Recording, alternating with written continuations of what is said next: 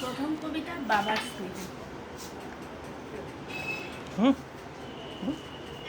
বাবার স্নেহ ভীষণ কঠিন, বুঝে ওঠাই কষ্ট। ভীষণ রাগী বাবা আমার, বুঝি সেটাই স্পষ্ট।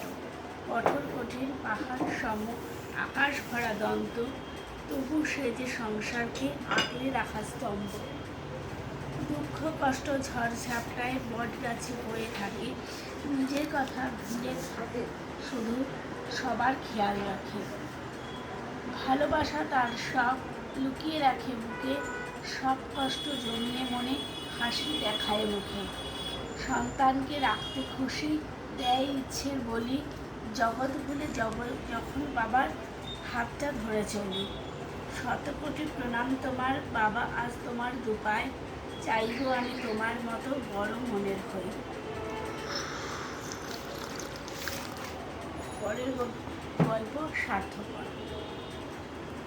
এক ঝলক গ্রামে এক বালক গ্রামের রাস্তায় হাঁটতে হাঁটতে দেখতে পায় একজন বয়স্ক লোক একটি চারা গাছ লাগাচ্ছেন। তখন বালক ওই বয়স্ক লোকটির কাছে জানতে চায়, আপনি এটা কি গাছ লাগাচ্ছেন? বয়স্ক লোকটি বলে যে তিনি আম গাছ লাগাচ্ছেন।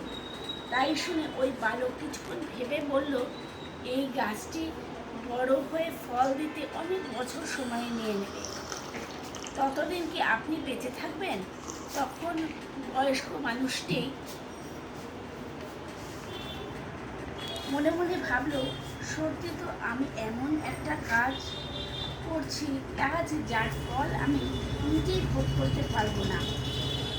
বয়স্ক মানুষটি তখন বালকটিকে বলল, তুমি ভাবছো আমি পাগলের মতো কাজ করছি, এমন একটা গাছ লাগাচ্ছি যার কোনো ফলই আমি পাবো না, সময় নষ্ট করছি শুধু শুধু। কিন্তু তার সাথে সাথে এটাও তো ভাবা দরকার যে অন্যের পরিশ্রমে লাগানো গাছের ফল কত আমি খেয়েছি। বয়স্ক লোকটি আরও বলল যে ঋণ শোধ করার জন্য কিছু করা ওনার, এটা ভেবেই ওনার গাছ লাগানো উচিত, যে গাছের ফল অন্যরা খাবে। এই গল্প থেকে আমরা বড় একটা শিক্ষা পাই যে শুধু স্বার্থপর হলেই হয় না, অন্যের কথা ভেবেও অনেক কিছু করতে হয়। পরের বাবার আদর্শ। আমার ছেলেবেলা থেকেই, অর্থাৎ পৃথিবীতে আসা থেকেই বাবা কষ্ট করছে আমার জন্য। আমার বাবা নয়, পৃথিবীর সকল বাবারাই কষ্ট করে যায় তার সন্তানকে ভালো রাখার জন্য। সকল বাবার আশীর্বাদ নিয়ে আমি আমার বাবার বলা কিছু কথা আজকে এবং আগামী দিনেও মেনে চলতে চাই।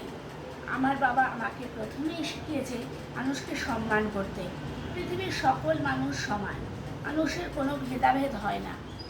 আমার ছেলেবেলা থেকেই বাবা শিখিয়েছে, এক সকালে উঠে পড়াশুনো করতে, দুই পড়াশুনো শিখে প্রতিষ্ঠিত হতে, তিন জীবনে এমন কিছু করতে যার জন্য সারা বিশ্বের কাছে আমি আদর্শ হয়ে থাকি, চার সময়ের মূল্যবোধ, অর্থাৎ সময়ের গুরুত্ব। কাউকে কোনো সময় দিয়ে বা কারোর কাছে কোনো কাজের প্রতিজ্ঞা করে সেটা পালন করার চেষ্টা করতে। দিনের প্রত্যেকটা সময় নিজেকে ভালো থেকে আরও ভালোর দিকে এগিয়ে নিয়ে যাওয়ার প্রতিশ্রুতি নিতেন। বাবা মাকে জীবনের সব থেকে সামনে এগিয়ে যেতে বলেছে। সর্বোপরি আমার বাবা আমাকে এই শিক্ষাতেই বড় করেছে, আমি যেন একজন বড় মনের মানুষ হতে পারি। শুধু আমার বাবা নয়, আমার মনে হয় পৃথিবীর সকল বাবাই তার সন্তানের কাছে একজন আদর্শ। তাই কোনো সন্তানই পারবে না তার বাবার কথা লিখে বা মুখে বলে শেষ করতে। আমার কাছে আমার বাবার শিক্ষা চিরকাল বেদবাক্য হয়ে থাকবে।